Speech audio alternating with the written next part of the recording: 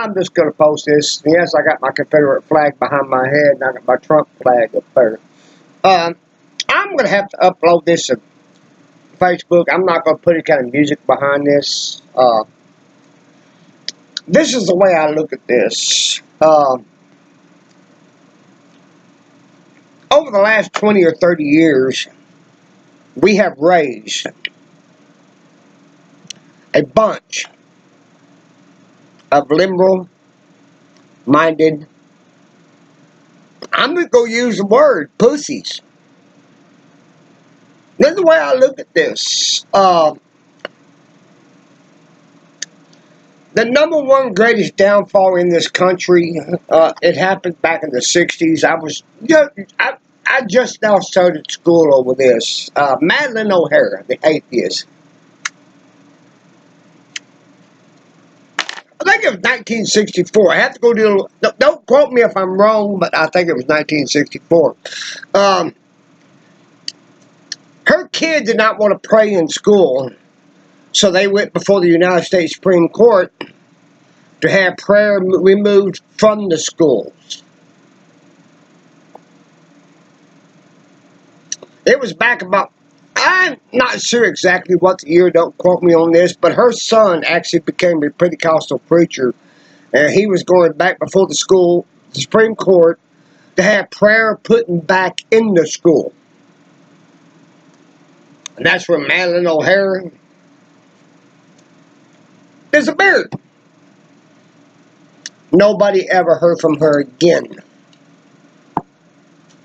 They took the Pledge of Allegiance out of the school. I pledge allegiance to the flag of the United States of America and to the republic in which it stands, one nation, under God, indivisible, for liberty and justice for all. That was our greatest downfall in this country.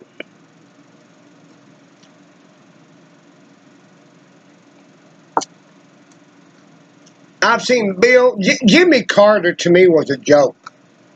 And I grew up during the Carter years. That's the reason why he didn't win his second term, because Ronald Reagan had enough balls to go in there and take everybody out of Iran. But a lot of these little liberal kids don't know this.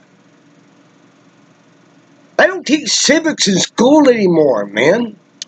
They don't teach Votech in school anymore. You do not need a college degree to make money. Trust me. I know. I worked as a plumber's apprentice for almost 5 years, and I quit because me and my boss got in an argument over it, and I shouldn't have quit it because I could have got my journeyman license, and I could do commercial property. I was raised at Boys Ranch. I was in Vica, Votech. I scrubbed floors. I used to strip the high school floor. I did the gym floor. I was in Vicar. I was in framing. I know all these skills. I know how to read a tape measure. I know how to make money. And this is what's sad today is we raise a bunch of liberal-minded pussies who think their parents should give them everything when they don't.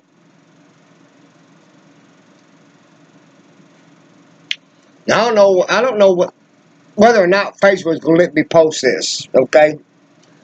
Yes, I are a redneck. There's my cowboy hat. And anybody who sees this, can you tell me what crease that is? I'm going to find out.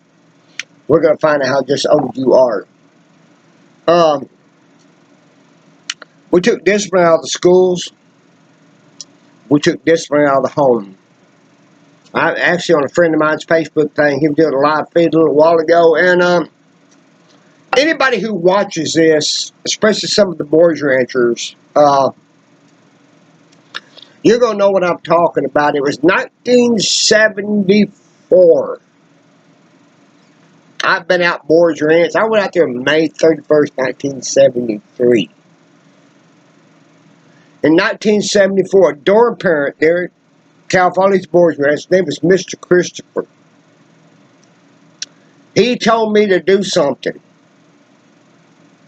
I looked the boy right in the face and said, fuck you, son of a bitch, I ain't gonna do it. He made me bend my ass over in that softball field, and he ran up on me 10 times with that belt. He black and blued my little ass. Now, a lot of people do call that abuse. But what I'm gonna call it is an attention getter. That belt upon my butt taught me common respect. I almost said the word I didn't want to. It taught me common respect. It taught me common respect for my elders, and it taught me how to respect where I live. And ain't that damn hard to figure out, people. These last 2 shooters we had, I'm gonna chime in on this. You know, if Facebook bans me on this, guess what? I've got a thing on video. I'll post it 1,000,000 times. I'm doing this on my computer. We need to quit raising liberal-minded pussies. We need to teach them common respect, and we need to teach them work ethics. And that's what's really sad today, because we don't have it anymore. We really don't. You know, I didn't grow up with social media.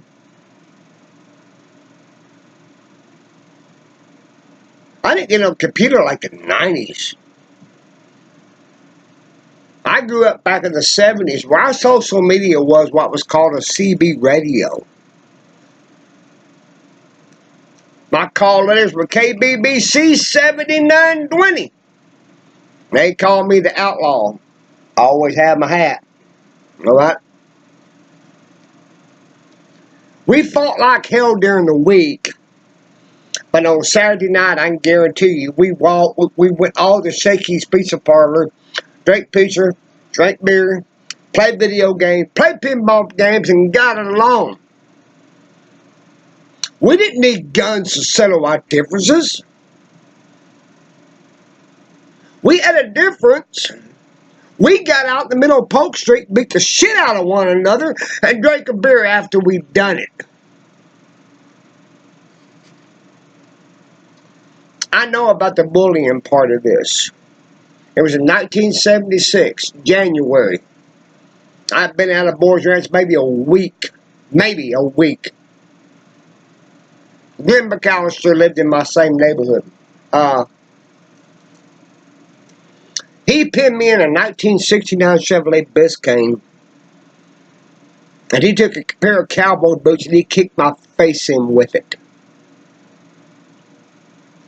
My nose was bleeding, my lip was fat. Texas Sailor, the guy that been on the radio, was going to take me to the police station. I go, no, Tim, what you going to do? You're going to take me to my house. I went inside my garage and I got a fucking tire tool. And I went down Polk Street and I bust Glenn McAllister upside the head with it. And I never, ever, ever got picked on again. We need to teach our children to stand up for themselves. A bully has low self-esteem. He's going to pick on the weakest of them to try to build his up. Need to stand our children stand up for themselves. World War I, World War II, we had 18, 19, 20-year-olds going into Normandy, man. We have raised a bunch of pussies in this world. And this shit needs to come to an end. Stand up for your rights. Stand up for your family. And stand up for yourself. I'm going to post this rant on Facebook. Whether or not they let me publish it or not, I will see. Okay? I will see. I love you guys. Peace.